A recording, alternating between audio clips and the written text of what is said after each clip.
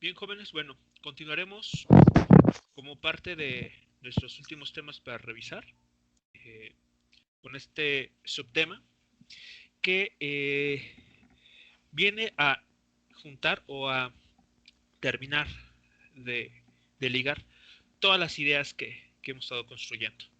Digamos que la segunda ley de Newton, junto con la conservación de energía mecánica, van a representar ya una de las últimas conexiones entre todo lo que se vio en el primer y segundo parcial, hasta la conservación de energía, con esto último, ¿no? Del movimiento rotacional. Bueno, ¿cómo vamos a abordar rápidamente la segunda ley de Newton para rotaciones? Bueno, como es habitual en esta situación, pues vamos a tener que hablar de un objeto, el cual se va a poner a rotación alrededor de un eje determinado.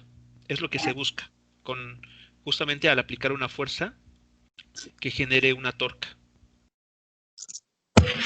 Consideren entonces un objeto de forma irregular. En este momento no nos interesa su forma concreta. Ese objeto se va a poner a rotar alrededor de este punto, alrededor del eje Z, indicado por este punto en color azul. ¿Qué sabemos entonces de acuerdo a lo que vimos hace unos instantes? Necesitamos aplicar una fuerza. Pensemos que esta fuerza que se va a aplicar tiene la siguiente dirección. Pensemos que se aplica de esta manera. La fuerza F. Relacionado con esta fuerza tenemos el vector R, que va del eje de giro al punto de aplicación de esta fuerza. Como aquí tenemos. Aquí es el vector R. Bueno, algo al que vamos a construir a continuación es la fuerza F tiene dos componentes, las cuales me voy a dibujar a continuación. Voy a mover este X para no entorpecer la imagen. A ver, una de las componentes para la fuerza F va a tener esta dirección. Y la segunda componente, bueno, aquí creo que la dibujaré mejor. La primera componente va a estar aquí, así, color verde. Y la otra va a tener esta dirección.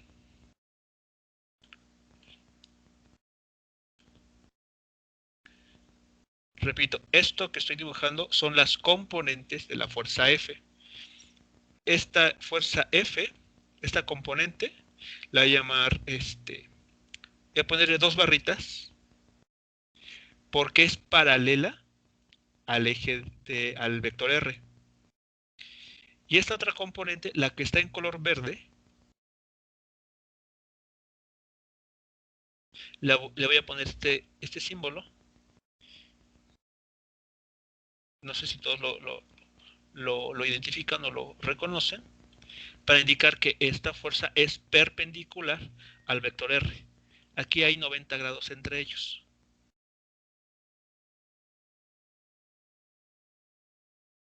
Hasta aquí vamos bien con la construcción. ¿Ha quedado claro lo que se está representando en la figura?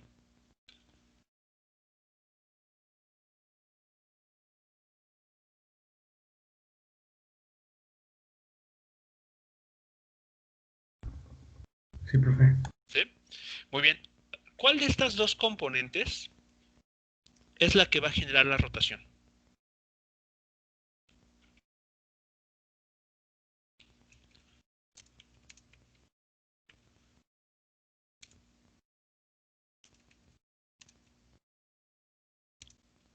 La fuerza resultante, ¿no, profe? Entre la paralela y la perpendicular. Ok, estoy de acuerdo que la fuerza F tiene dos componentes y la fuerza F en todo caso, la que está en rojo, es la resultante de esas dos, la que es en color azul. Pero solo ellas, si somos observadores, solo una de ellas es la que en realidad sí está generando la rotación. El componente Y de la fuerza. El F1. La perpendicular, exactamente. La que está en color azul, ¿por qué no? Porque es como empujar el... O sea, porque no es ortogonal al vector F. Es paralela. Es paralelo al vector R, así es, al vector en color amarillo, exactamente. Por esa razón, no va a producir torca. De hecho, el vector F, el que es la componente en color azul y el vector R son paralelos, es decir, estaríamos en esta situación que dibujamos aquí abajo. Estaremos en esta situación, donde no hay torca. Mientras que la componente perpendicular, la que está en color verde, estaría en esta situación. Estaría produciendo la mayor torca posible.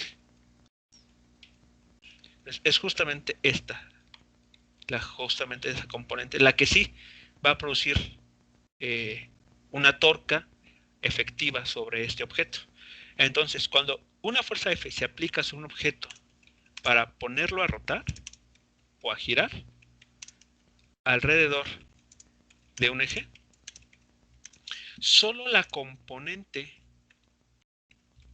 que es ortogonal al vector R generará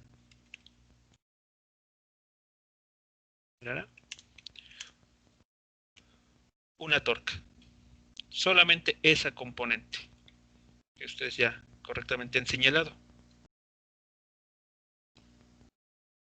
Déjenme aquí terminar de poner las flechas. Torca y el vector R. Generará una torca que vamos a llamar tau. Bien, eso es lo que estaremos teniendo. ¿Qué más podemos decir? Ok, vamos a aplicar entonces, ya sabemos cuál fuerza cuál fuerza va a generar una rotación, que es la componente aquí ortogonal al vector R. Bueno, por otro lado,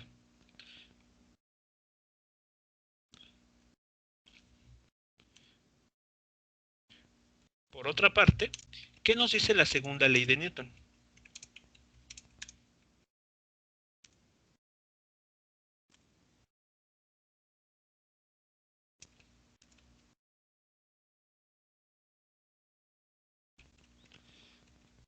A ver, quiero que recuerden un poco lo que ustedes incluso en un ejercicio de la semana pasada resolvieron. Déjenme ver aquí dónde quedó. Aquí está, justamente esta igualdad. Ustedes recordarán. Vean, la aceleración, así como la fuerza que en la imagen que tenemos trabajando, la aceleración va a tener dos componentes. Una componente que llamamos aceleración centrípeta, que siempre apunta hacia el interior de la trayectoria circular. Y otra componente que se conoce como aceleración tangencial. Esta aceleración tangencial es r veces el radio por la aceleración angular. Mientras que la aceleración centrípeta es r veces r veces la velocidad angular al cuadrado.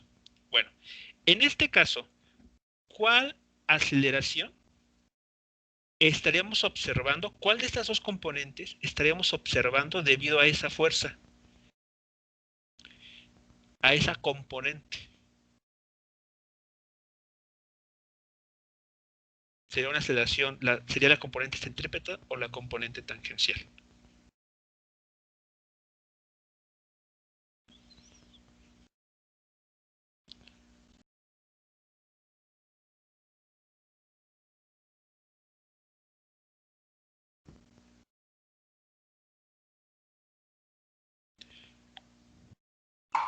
La centrípeta. A ver, voy a cambiar la pregunta, voy a reformularla. ¿Cuál de estas dos componentes, la tangencial o la centrípeta, estaría relacionada directamente con la componente perpendicular del problema que estamos viendo en esta sesión? Sería la tangencial. Sería la tangencial, así es. A ver, vean esta imagen que se tiene aquí. Cuando se aplica la fuerza para mantener rotando el objeto, esa es la fuerza efectiva. Vimos que se divide en dos componentes. Una de ellas que va a ser paralela al vector R y otra que es ortogonal al vector R. Bueno, regreso a la imagen que tenemos aquí, en la la clase de este día. En esta. Voy a retomar esos dos vectores que son los que estamos observando o trabajando. Vean, esos son los dos vectores. El que está en color amarillo, que es el vector R, y en color verde, que es la componente de perpendicular de la fuerza F. Si muevo este vector y lo hago coincidir de esta manera,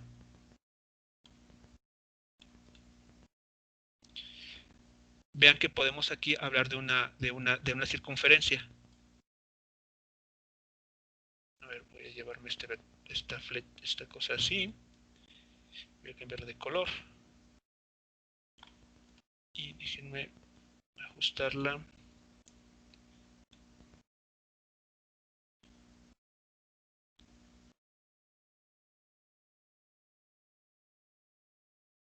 Así, ahí está. A ver.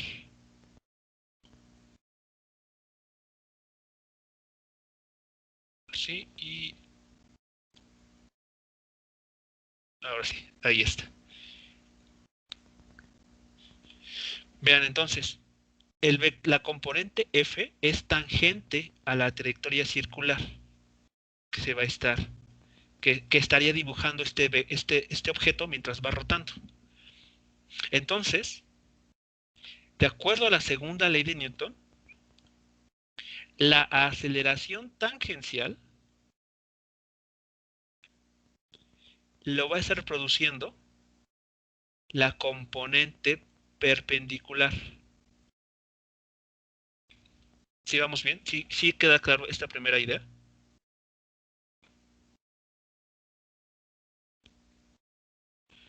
Estoy aplicando la segunda ley de Newton. Entonces, aquí asociada a esta fuerza hay una aceleración tangencial. Dividida por la masa. Es lo que nos dice la segunda ley de Newton. La aceleración que uno observa en un objeto va a ser proporcional a la fuerza que se le esté aplicando e inversamente proporcional a la masa de ese objeto. Bueno. De aquí uno despeja para obtener lo siguiente. La fuerza perpendicular es igual a la masa por la aceleración tangencial. Y bueno, hemos llegado a un resultado que pues, podría parecernos bastante evidente, ¿no? Fuerza es igual a masa por aceleración, en este caso tangencial concretamente. Pero aquí viene la parte importante. Multiplicando la ecuación anterior, la que está en color verde. Ecuación anterior. Por el módulo R, ¿qué vamos a estar encontrando? A ver, la ecuación de arriba, la que está en color verde, hay que multiplicarla por el módulo del vector R, el que está en color amarillo.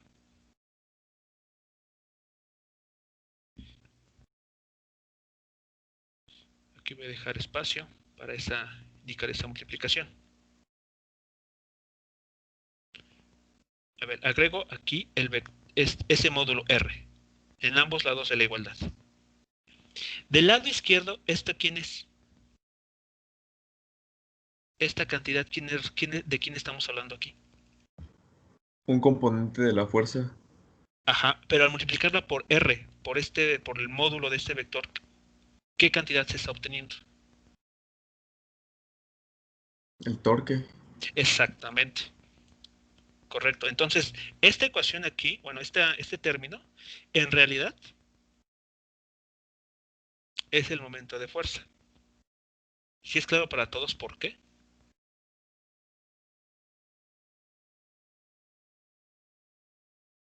Y aparte es máximo, ¿no? Sí. Exacto, y aparte es máxima. Además es la torca máxima, correcto. Son estos dos vectores. Multiplicándose, ese es su módulo, es esta cantidad. Muy bien. Ahora del otro lado, vamos a ver. Regresémonos una pizarra antes. La aceleración tangencial, ¿a qué es igual? Al radio por la aceleración angular.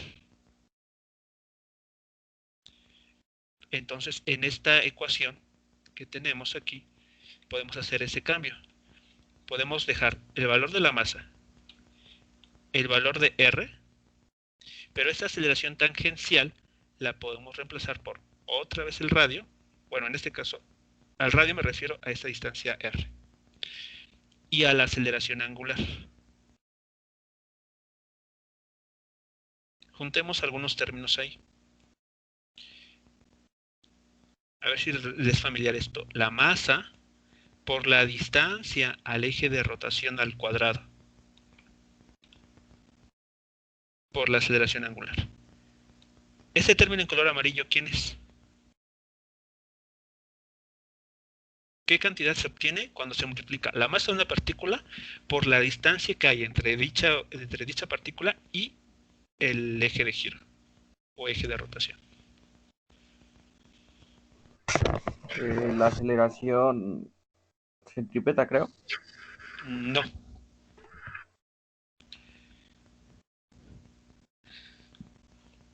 ¿Cómo se llama la cantidad que se obtiene al multiplicar la masa por la distancia que la separa al eje de rotación?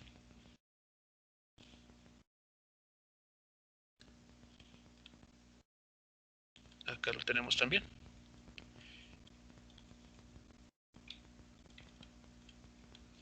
¿Cómo se llama? Inercia La inercia rotacional. rotacional. La masa, vean, por la distancia que la separa al eje de giro elevada al cuadrado. Y bueno, ahí vimos unos ejemplos. Bueno, pues entonces ya podemos reconocer en ese producto en color amarillo, me regreso, perdón, a la inercia rotacional. Entonces, esto que está en amarillo es en todo caso la inercia rotacional multiplicada por la aceleración angular. Y esto que está aquí, muchachos, si relacionamos el extremo izquierdo con el extremo derecho, se conoce como la segunda ley de Newton para rotaciones. ¿Qué es lo que nos está diciendo? Que la torca genera aceleraciones angulares. Y estas aceleraciones angulares son inversamente proporcionales a la inercia rotacional. E incluso lo podemos despejar aquí para, vean, la aceleración angular es proporcional a la torca, y esta torca puede ser una torca resultante entre la inercia rotacional. Compárenla con la segunda ley de Newton para el movimiento en una línea recta. Tiene la misma forma. Por eso es que se le conoce como segunda ley de Newton. También a esta igualdad, pero exclusivamente para rotaciones.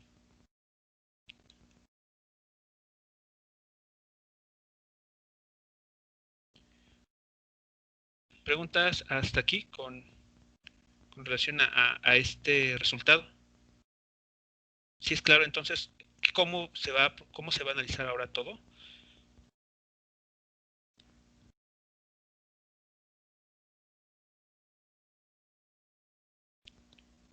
Ahora hay que fijarnos si la torca que uno puede determinar, calcular previamente, no solamente si va a generar rotaciones, sino la aceleración angular que va a estar produciendo.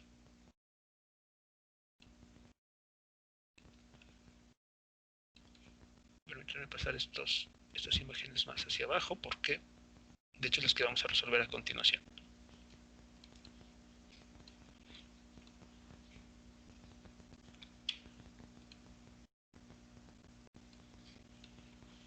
Eso es, repito, la segunda ley de Newton, pero para rotaciones.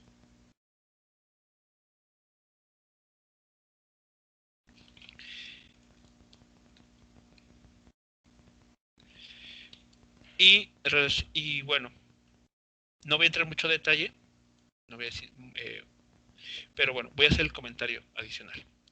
¿Cómo vamos a escribir la energía mecánica para estas situaciones. ¿Cómo va a verse modificada? Bueno, recordemos entonces, la energía mecánica, habíamos denotado de esa manera, tenía contribución de dos cantidades. La energía cinética más la energía potencial en un sistema, ¿no? Ahora, habíamos mencionado en su momento que la energía potencial tenía dos presentaciones, o podía deberse a dos situaciones. La primera, llamada energía potencial gravitacional. Esta está relacionada con que si el objeto está a una determinada altura respecto a un nivel de referencia. Y la otra parte era una energía potencial elástica, que estaba relacionada con el hecho de si en un problema había o no un resorte que pudiera estar comprimido o estirado. Bueno, cuando incluimos rotaciones, la energía cinética ahora es la que viene en dos presentaciones. Es decir, que tenemos que considerar la energía cinética, que voy a llamar traslacional, la de toda la vida, un medio de la masa por la velocidad de la partícula al cuadrado. Pero ahora le tenemos que agregar la energía cinética rotacional. ¿Recuerdan qué forma tiene la energía cinética rotacional?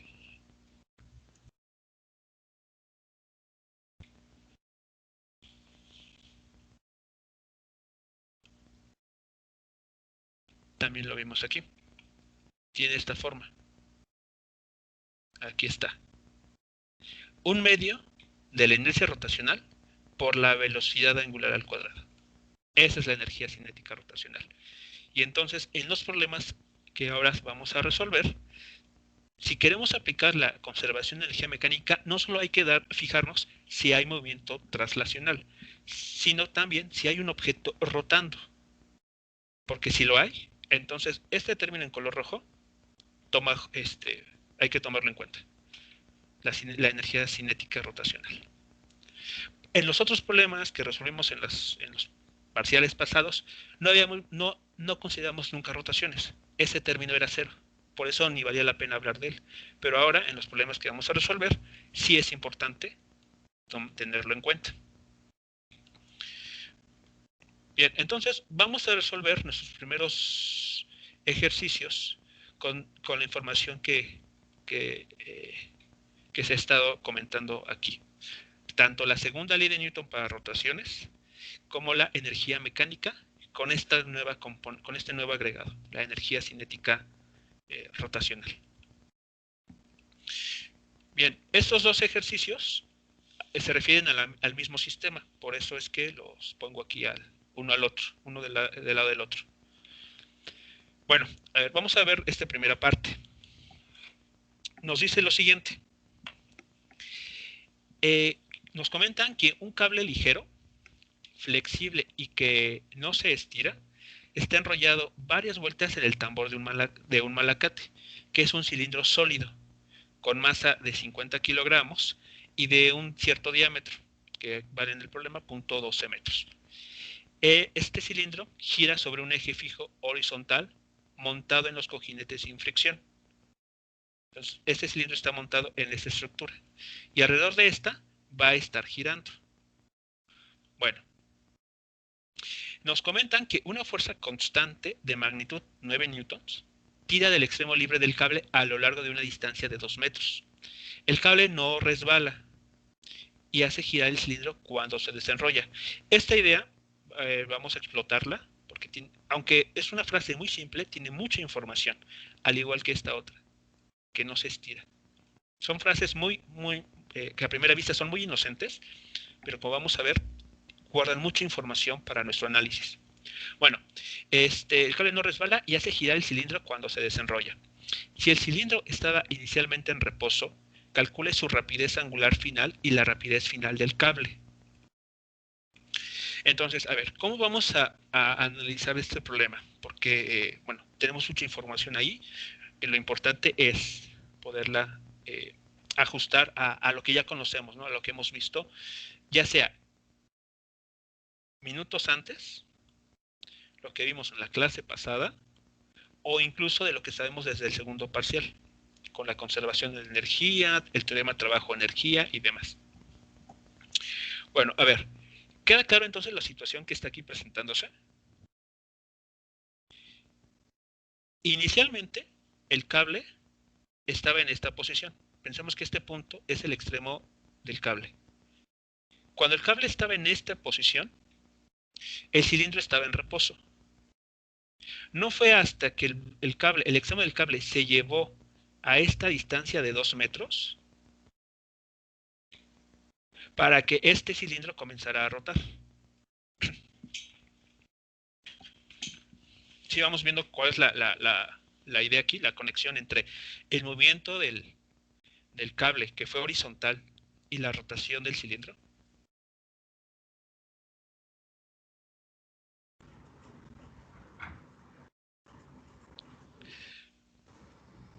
Piénsenlo esto incluso como una especie de yoyo. Aquí está el hilo del yoyo. Cuando se tira de esta manera el cable, el yoyo, bueno, vamos a pensar un movimiento muy simple. Comienza a girar alrededor de su eje, para empezar. Porque está montado en esta estructura fija. Entonces, el momento en que se tira del cable es que comienzan las rotaciones de este cilindro.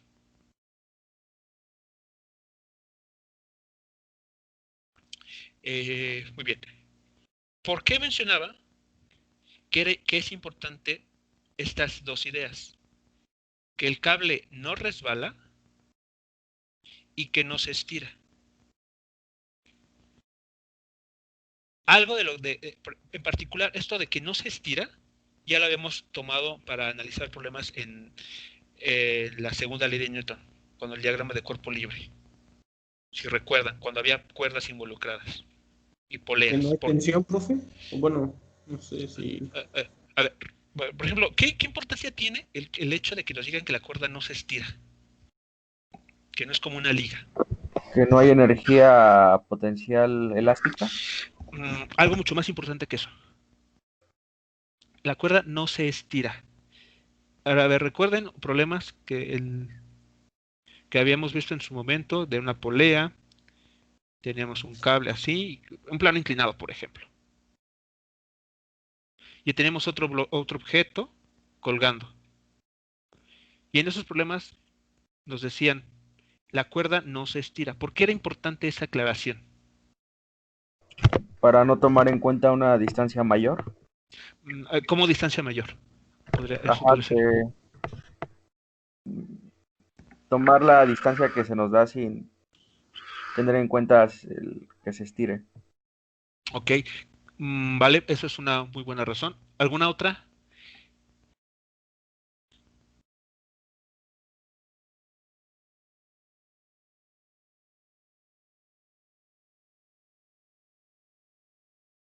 No podría ser como para no pensar a la cuerda como una especie de resorte. Podría ser que eso puede, al momento de hacer el análisis, si pensamos que se estira, podríamos tal vez meter una fuerza extra que no quisiéramos. Ok, bueno, esa es una segunda razón. La primera para no tener una distancia extra, la segunda para no considerar como una especie de resorte, ok. ¿Alguna otra?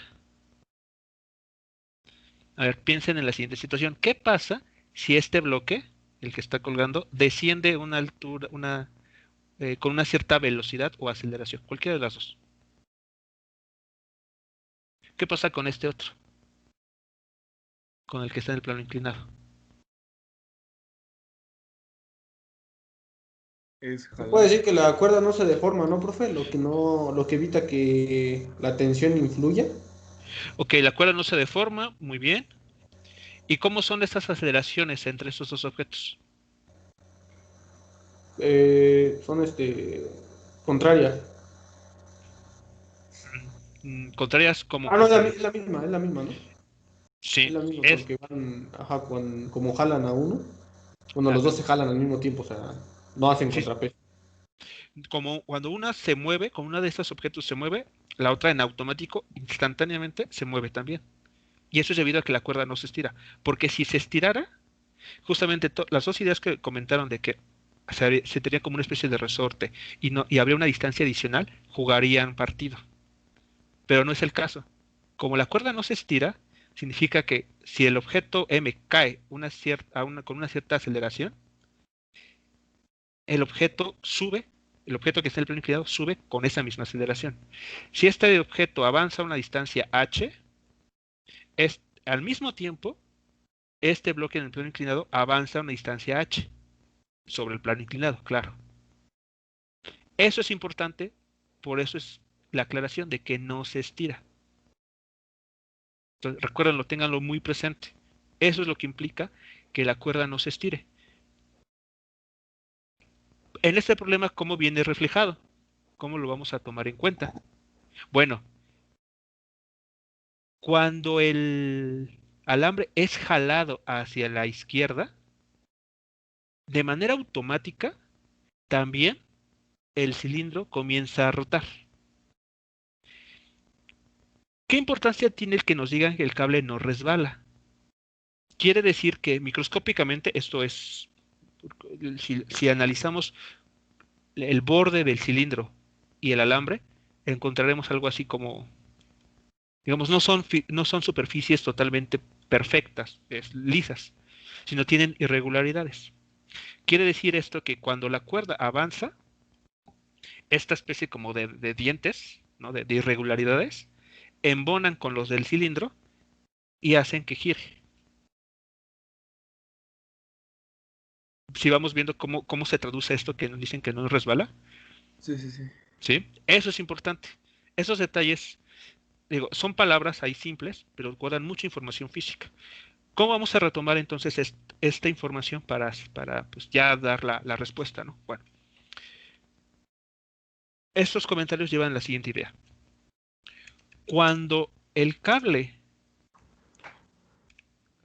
se mueve hacia la izquierda o es jalado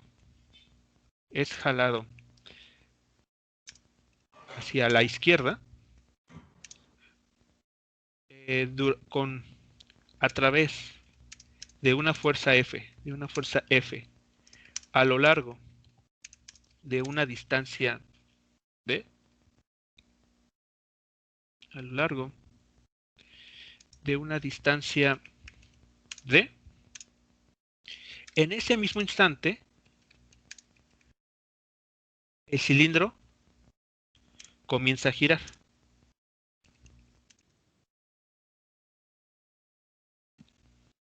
Es lo que tenemos. Y eso es debido a que nos dicen que la cuerda no resbala o el alambre no resbala. Cuando el alambre es jalado, en automático el cilindro comienza a girar. Bueno, eso quiere decir también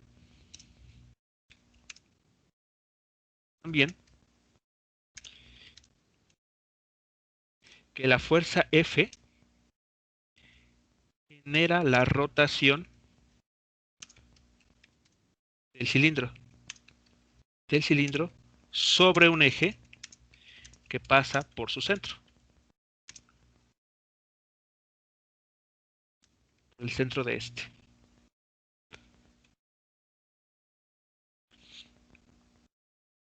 Entonces, la fuerza tal cual no se está aplicando, si lo notan, sobre el cilindro. No hay una mano como que esté ahí sobre la superficie del cilindro, sino que se está auxiliando del alambre para poder generar esta rotación. Profe, Bueno, sí. disculpe una duda de ahorita sobre el alambre. Ajá. Que, o sea, el alambre está a esa distancia, bueno, por decir, el extremo donde se está agarrando lo Ajá. llamaré el lado A y la punta B está justo ahí sobre el cilindro y se jala. Ajá. Pero, o sea, se le está dando nada más un tironcito al cuerpo, al cilindro. Ujú. ¿Y por qué no? O sea, ¿cómo si de que ahí donde está el punto B estuviera el Ajá. punto A y el punto B pues estuviera alrededor del cilindro y se jalara a los 2 metros para que efectivamente empiece a girar? O sea, como usted dijo el ejemplo del yoyo, pues el Sí, yoyo tiene la cuerda enredada. Claro. y cuando uno aplica, por así decirlo, cuando uno deja que la fuerza de gravedad haga lo suyo, Ujú. pues se Sí, va desenredando. sí. Y aquí no, aquí solamente se tira un poquito, Ujú. se mueve el cilindro. Sí. Ok. Entonces, no entiendo dónde queda, o sea, tu duda es en qué parte. Ajá, esa era mi duda, que si efectivamente es como dije, de que el punto A y el punto B, de que lo estás agarrando y le vas a dar un tirón al cable y para hacer que gire un poquito Ajá. bueno, o sea, por así Sí, decirlo. sí, o sea, inicialmente el punto A y el punto B estaban en el mismo lugar. Ajá, es que dijo lo de que el cable no resbala. Y dije, pues, Ajá. si lo vas a jalar desde ahí, yo digo que tiene que resbalar porque ahí ya es como se dice tangente. O sea, se va a separar del S si lo jalas. A ver, el hecho de que nos digan que no resbala, ¿qué implica? Que en el momento en que tú mueves, em, vamos a decirlo, Sí, 1 centímetro, ajá, ese alambre, ok. en automático el cilindro describe un ángulo, cambia su posición angular. Se abre un cierto. Imagínate que aquí tienes, cuando el punto A y el punto B coinciden, imagínate tú pones una marca aquí, haz una Ujú, marca ahí, ¿no? Entonces mueve ligeramente, separa el punto A del punto B, es decir, estás jalando el alambre. ujú. Eso en automático, cuando dicen que no resbala, significa que el cilindro gira. Ahora se encuentra en la marca que hiciste está aquí. Y el punto B también se va a mover No, entonces. no, digamos que el punto B te está diciendo dónde la cuerda o el alambre se separa del contorno del cilindro. A ver, Ajá. Sí, es sí, sí, como era tener eso lo esto. que quería saber, si sí se separaba. Sí, o sea, sí, sí, sí, claro, se separa. Deja de tener contacto en el punto B. Justo en el punto B es cuando es lo que dices, es tangente. O sea, aquí está el cilindro y la cuerda tiene este comportamiento. Perdón, otro color. Así. Perdón, aquí está acordando. Pensamos que justo en este punto es donde empieza a perder contacto. Si hacemos un zoom, digamos que la imagen real sería algo así. Aquí está el punto B. Y aquí empieza a ver, ya no hay contacto entre el alambre y el cilindro. Ok, Es lo que bueno, eso es lo que estaría pasando aquí. ok, gracias. ¿Ok? Muy bien. Entonces, déjenme ver.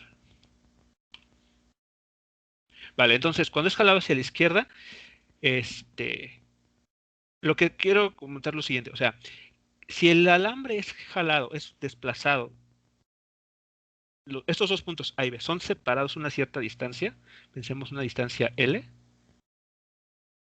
entre el punto A y el punto B, en el cilindro observamos un cambio en su posición angular.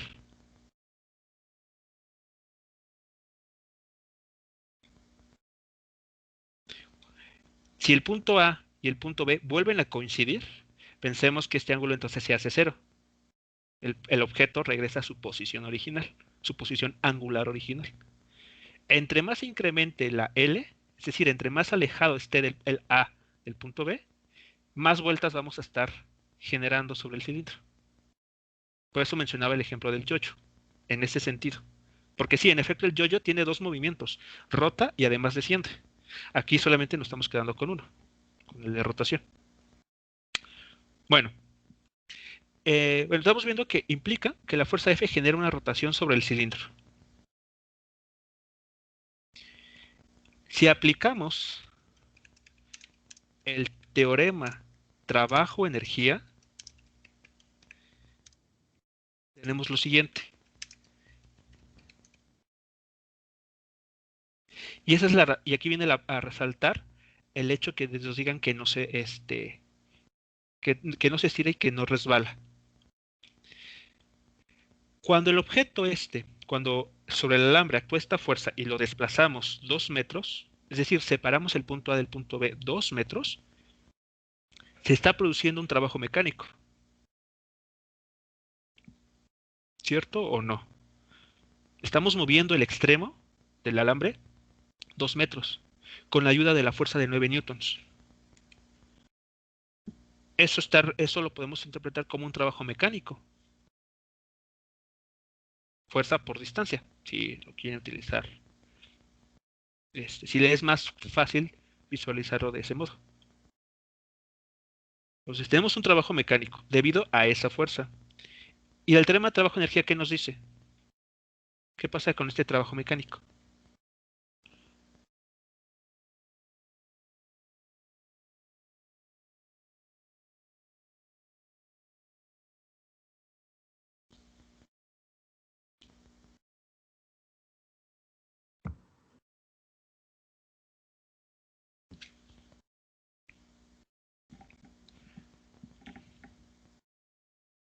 Recordemos, el teorema de trabajo-energía nos dice, el trabajo mecánico efectuado sobre un sistema genera cambios en la energía cinética. Eso es lo que genera. Ahora, vamos a reescribir esta igualdad en términos de los datos que nos está dando el problema. Este trabajo mecánico es debido a la fuerza de 9 newtons aplicada a una cierta distancia, que son los 2 metros. Porque esa es la distancia que avanza el extremo de la cuerda. O sea, es la distancia que hay entre el punto A y el punto B. Bueno, ¿qué signo tiene este trabajo? ¿Qué signo tiene que tener este trabajo? ¿Positivo o negativo?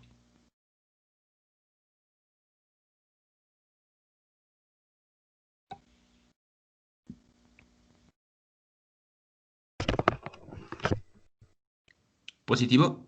Positivo, ¿por qué? ¿Cómo podemos saber que es positivo y no negativo? ¿Qué nos podemos fijar para Que disponer? gira en sentido antihorario. En No, la pero rotación. pero agua, estoy hablando del trabajo mecánico. Porque está hecho sobre el objeto, ¿no? Ok, ¿qué más? Creo que por ahí esa ruta sería adecuada. ¿Y qué pasa cuando un trabajo está hecho sobre el objeto? El Aumenta trabajo su es energía positivo. cinética. Aumenta su energía cinética. ¿Cómo Bueno. estaba inicialmente el cilindro? Con cero, en reposo. En reposo. Y después de todo este movimiento de tirar de la cuerda o del alambre, comienza a rotar, ¿no? Ya no tiene energía cero. Ya no tiene energía cinética cero. Ya tiene una energía cinética distinta de cero. Ganó energía. Es decir, tiene un trabajo mecánico positivo. Otra forma de ver este problema es, recordemos, el trabajo mecánico es igual a F punto D. No olviden eso. Es el producto escalar. Y a su vez, esto es también igual a F por D por el coseno del ángulo que hay entre los dos vectores. ¿Qué dirección tiene la fuerza que se aplica sobre el alambre? ¿Izquierda o derecha? Derecha. ¿Esa es la dirección de la fuerza que se aplica sobre el alambre? Se dirige a la izquierda, ¿no? Exacto, es hacia la izquierda. ¿Y el desplazamiento del alambre hacia dónde es? Es decir, hacia dónde se está moviendo el extremo libre del alambre. Izquierda igual. Hacia la izquierda también. Por lo tanto, ¿cuál es el ángulo entre estos dos vectores? El de desplazamiento y el de la fuerza. ¿Cuánto vale este ángulo? 0. 0. ¿Y coseno de 0 cuánto es? 1. 1. Y el 1 tiene signo positivo. Por esa razón, este resultado es positivo. Hay muchas formas de justificar por qué el trabajo mecánico es positivo. Desde el punto de vista vectorial, lo que acabamos de ver, F.D. O desde el punto de vista energético, pues decimos, el objeto estaba en reposo inicialmente. Y después, cuando le aplico la fuerza necesaria para jalar ese alambre a una distancia de 2 metros, vemos que el objeto el cilindro está rotando, es decir, ganó energía. Por lo tanto, eso solamente es posible si el trabajo mecánico es positivo, porque le estamos inyectando energía. Bueno, ¿esto a qué es igual? Pues aquí el objeto no se está moviendo en línea recta, solo está rotando. Por lo tanto, ¿qué tipo de energía cinética tenemos aquí? ¿Traslacional o rotacional? Rotacional. Rotacional. Entonces podemos escribir lo siguiente. Energía cinética rotacional menos energía cinética inicial. Y no importa la inicial de qué tipo sea. De hecho era cero, porque estaba en reposo. Entonces, si aquí reemplazamos los datos, o la información que tenemos es un medio de la inercia rotacional por la velocidad angular al cuadrado. ¿De acuerdo? Porque es energía cinética rotacional, esta es su expresión.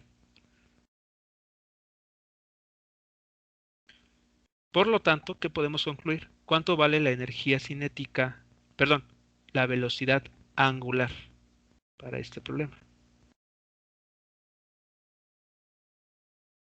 Será 2 veces, despejando, sería 2 veces la fuerza que se aplicó de 9 newtons por la distancia de 2 metros entre la inercia rotacional. Y a esta cantidad se le extrae la raíz cuadrada. Ese ahí es un despeje simple. Creo que no hay mucho hoy que decir al respecto. Hasta aquí es claro entonces nuestra conclusión.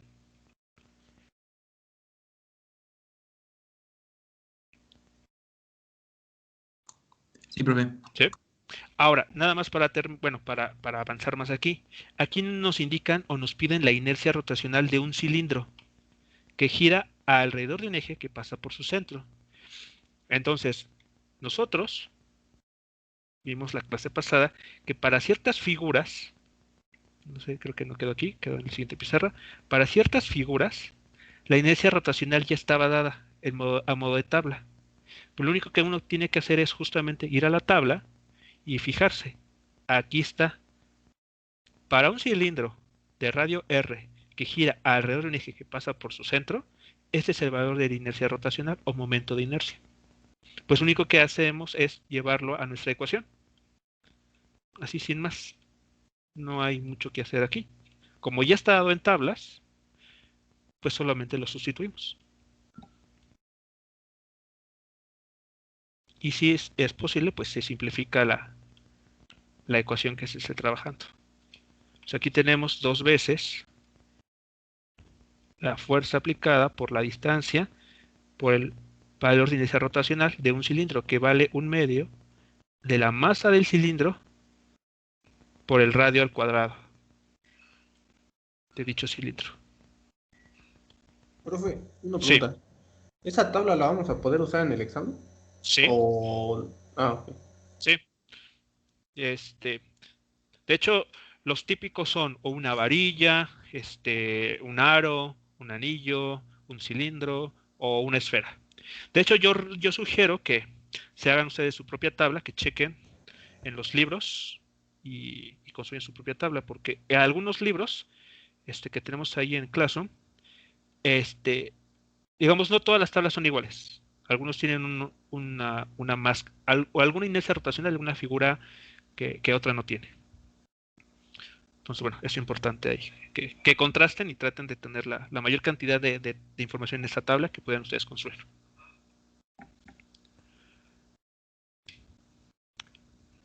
Bien, aquí se puede simplificar esto y creo que va a quedar como 4 veces la fuerza por la distancia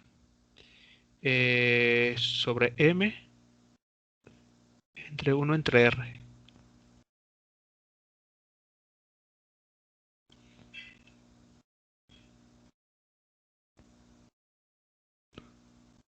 Así puede quedar, una forma de expresarlo. ¿Preguntas hasta aquí entonces con el resultado?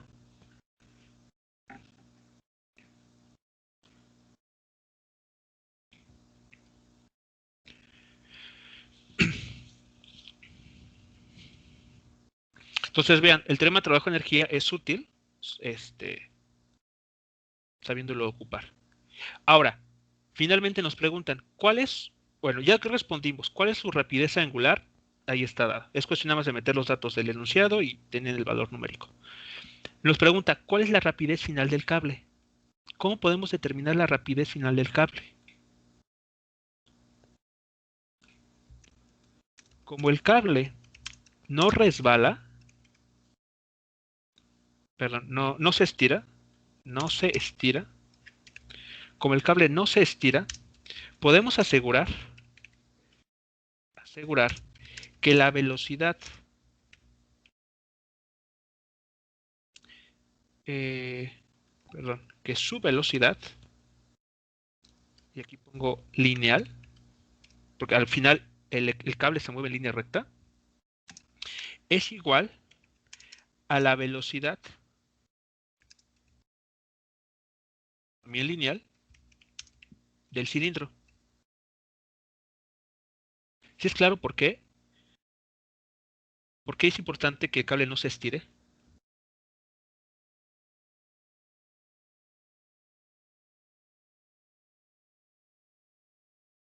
Sí, para no aumentar su dimensión, ¿no?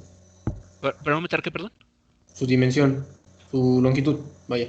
Ok, eso es tal vez una idea, una conclusión bastante clara, pero cómo esta idea se relaciona con el movimiento del cilindro también. Ese es el punto crucial. Como no se estira, quiere decir que el movimiento que tenga uno se lo hereda o se lo pasa, vamos a decir, se lo transmite al otro. En el mismo instante, en el mismo tiempo.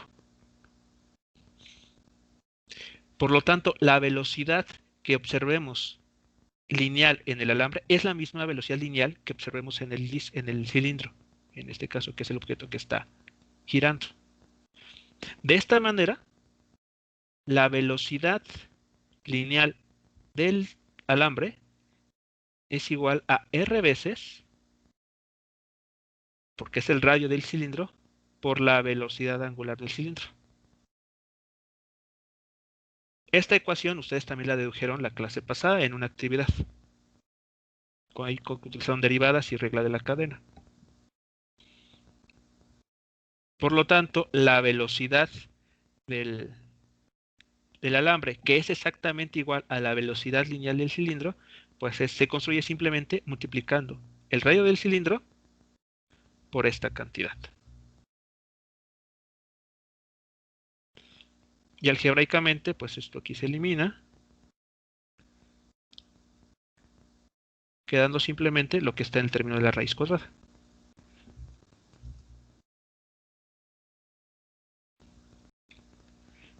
Esa es la importancia de que nos hayan comentado que el cable no se estiraba. Si uno se mueve, el otro también. Porque si el cable se estirara, imaginen que aunque se haya recorrido los 2 metros, el cilindro no giró en el mismo instante, no se puso a girar en el mismo instante. Podría ocurrir, por ejemplo, en esta figura, que el alambre se haya separado 2 centímetros del punto B. Y aún así, como se está estirando, el cilindro sigue en reposo. Eso podría ocurrir porque el alambre se estira. Pero no es lo que está ocurriendo en este problema, al menos. ¿Comentarios de aquí, muchachos? ¿Preguntas?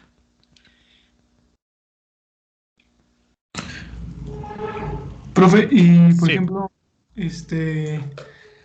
ese 4 no se simplifica por la raíz cuadrada.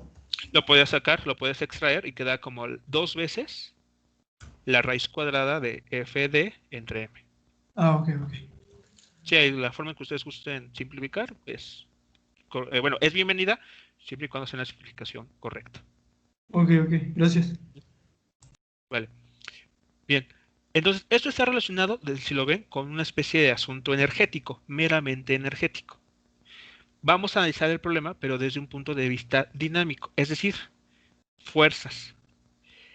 Aquí es el mismo problema, el mismo alambre, el mismo cilindro, excepto que ahora nos preguntan sabiendo que se desenrolla sin estirar ni resbalar, cosa muy importante, ¿qué aceleración tiene? ¿Con qué aceleración se va a mover el alambre? Pero por el hecho de que se va a estirar, de que, perdón, no se va a estirar, sabemos o podemos llegar a la conclusión de que la aceleración del alambre también va a ser la aceleración tangencial de del cilindro. O sea, existe esa conexión.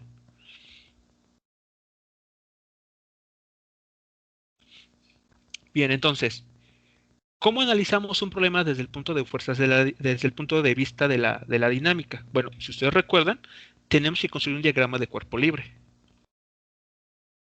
Pero ahora la situación es distinta, porque en un diagrama de cuerpo libre, ustedes recordarán tal vez que se decía, tienes tu objeto, lo imaginas como un punto y sobre él colocas todas las fuerzas, tensiones, fricción, etc. La diferencia aquí es que en esta situación sí nos va a interesar qué forma tenga el objeto. En este caso se trata de un cilindro. Por lo tanto, hay que darle al menos la vista frontal de ese cilindro, o sea, su cara, que es un círculo. ¿Por qué? Porque para esos análisis tenemos que considerar si hay torca o no. Y la torca depende de la distancia al eje de giro.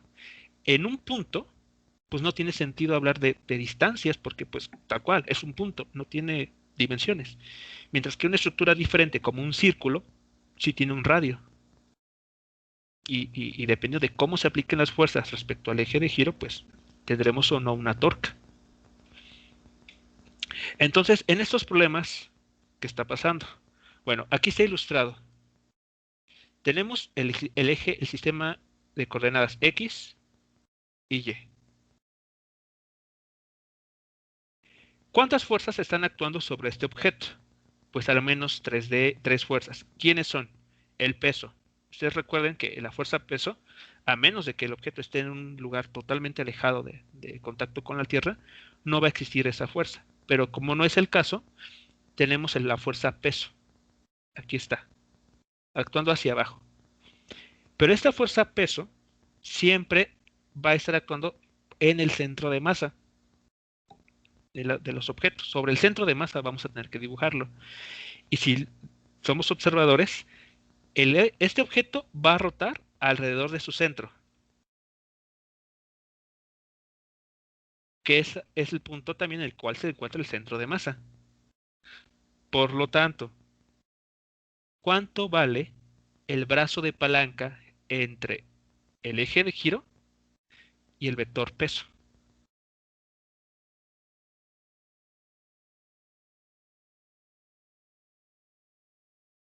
Vamos a hacer aquí una construcción similar. A ver, la torca debida al peso, a mg, si quieren llamarlo así, mg. Necesitamos el brazo de palanca, o en todo caso, la distancia que hay entre esta fuerza y el eje de giro.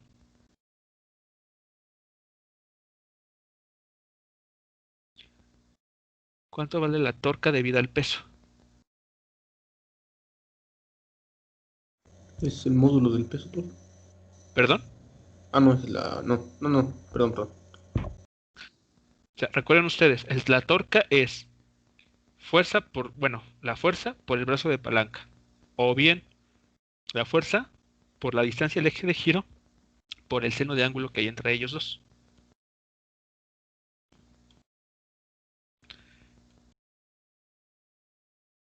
A ver, lo voy a construir la figura nuevamente. A ver, tenemos aquí. Tenemos ahí el cilindro. La cara frontal del cilindro.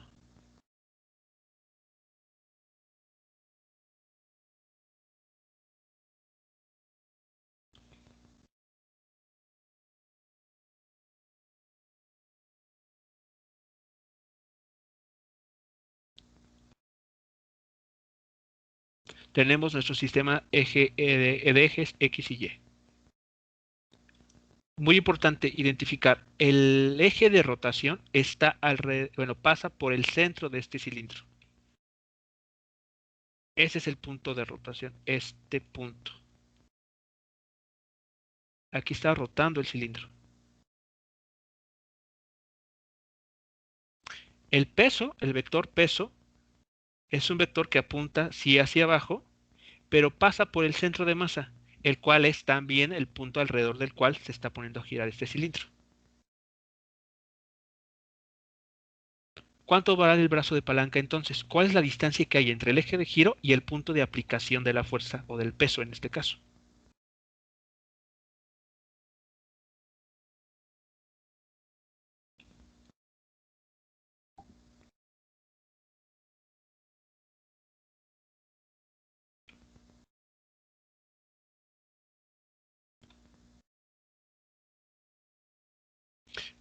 A ver, si la fuerza actuara a esta distancia, déjenme aquí ser cuidadoso, así, ¿habría torca?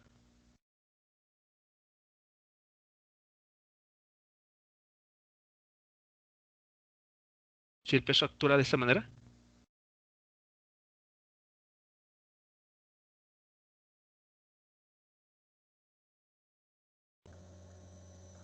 Sí, profe. ¿Qué forma tendría? ¿Cuál sería la ecuación para esa torca? La de la máxima, ¿no? Ajá, pero ¿qué forma tendría? O sea, por favor, la ecuación, ¿cuál sería? ¿Cuánto vale la fuerza si es el peso? El módulo de Que es W1. M por G, ¿no? Ajá. Ah, bueno, ¿por qué? Y esa es la fuerza. ¿Y qué necesitamos para obtener la torca correspondiente?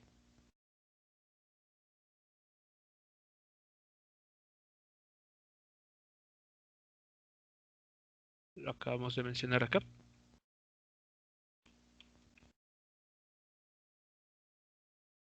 La torca se define de esta o de esta manera.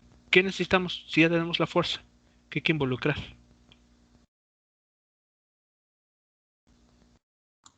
El brazo de palanca. ¿Cuánto vale en este caso? Es correcto, pero ¿cuánto vale ese brazo de El palanca? radio, ¿no? El radio, exacto. El radio del cilindro. Sí, sí. Y entonces la torque, ¿qué forma tendría? M por G por el radio del cilindro. Eso si la fuerza actuara de esta manera, en la fuerza peso. Pero les he comentado, el peso siempre actúa en el centro de masa. ¿Cuánto vale el brazo de palanca entonces?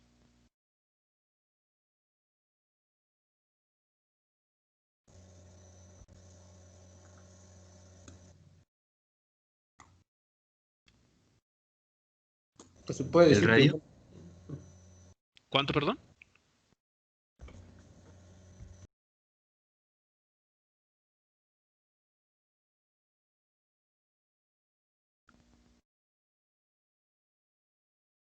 Aquí el brazo de palanca, ¿cuánto vale?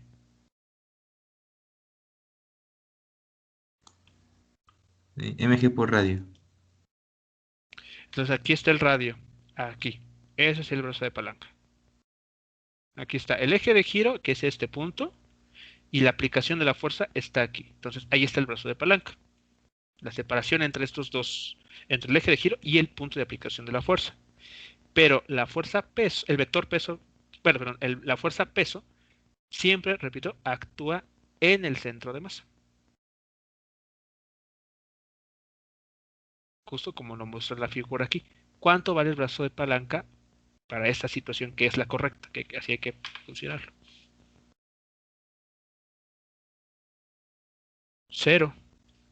Porque está pasando justo por el eje de rotación.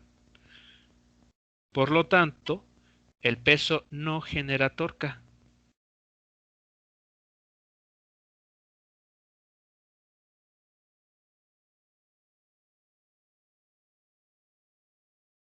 Si ustedes lanzan, por ejemplo, un objeto, no sé, se me ocurre, un cubo, lo dejan caer desde una determinada altura, y nos aseguramos que no hay aire ni nada, el cubo va a llegar en la misma posición que lo soltaron. Va a llegar al suelo de esa manera.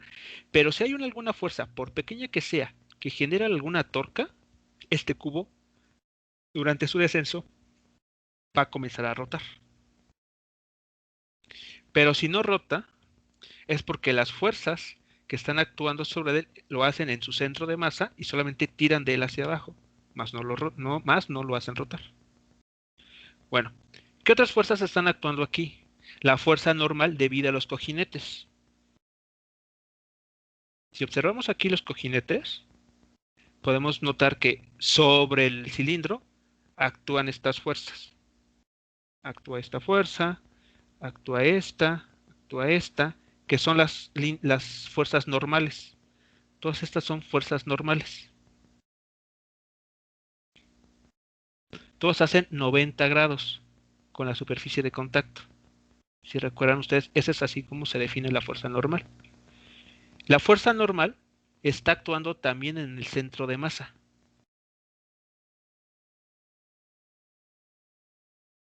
¿Cuánto vale el brazo de palanca?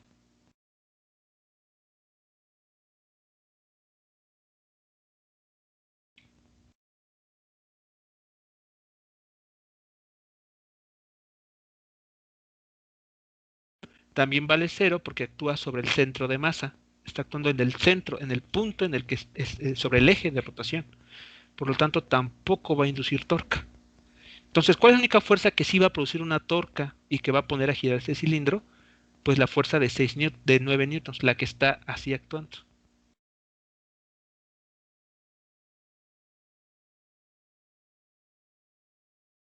Entonces, la única fuerza que sí va a producir una torca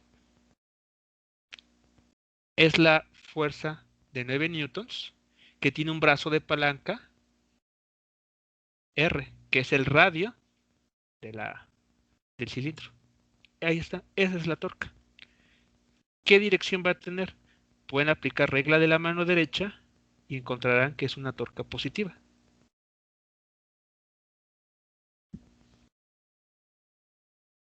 ¿Preguntas hasta aquí?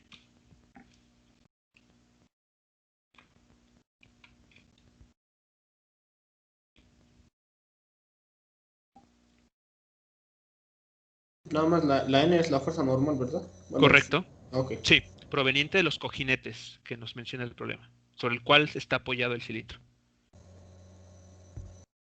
Ok, gracias. Muy bien. Entonces, para determinar la aceleración angular, pues basta con aplicar la segunda ley de Newton, pero para rotaciones. Entonces, aplicando la segunda ley de Newton para rotaciones, obtenemos simplemente lo siguiente. Vean, quedará que la torca que se está ejerciendo va a producir una aceleración angular que es inversamente proporcional a la inercia rotacional del cilindro. Sustituyendo lo que tenemos hasta este momento, pues queda lo siguiente. La fuerza de 9 newtons por el radio del cilindro es igual a ¿cuánto vale la inercia rotacional de este cilindro? 1/2 de la masa por el radio al cuadrado. Por la aceleración angular, que es justamente el que estamos buscando.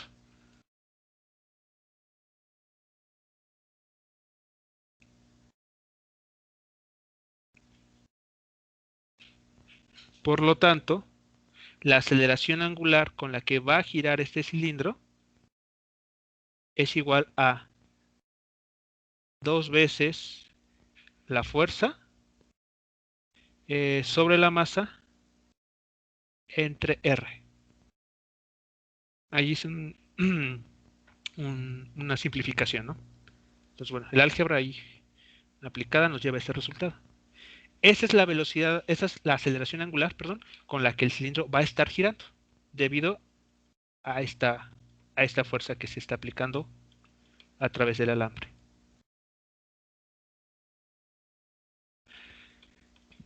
Como nos preguntan cuál es la aceleración con la que avanza el cable, podemos darle respuesta con la siguiente afirmación. Como el alambre no se estira ni resbala, podemos concluir que su aceleración es igual a la aceleración tangencial del cilindro.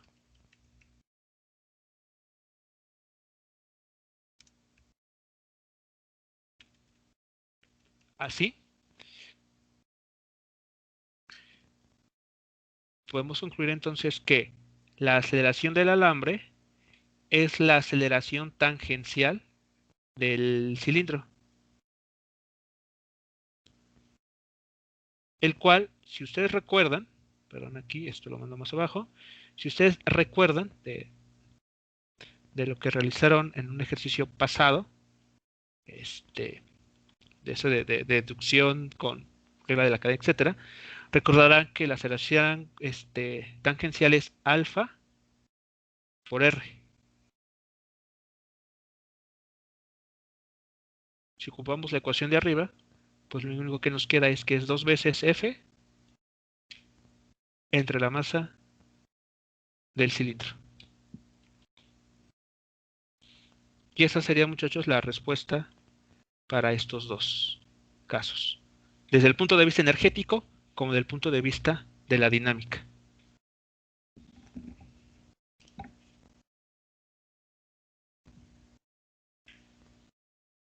La primera la ocupamos para determinar la velocidad y la segunda para determinar la aceleración.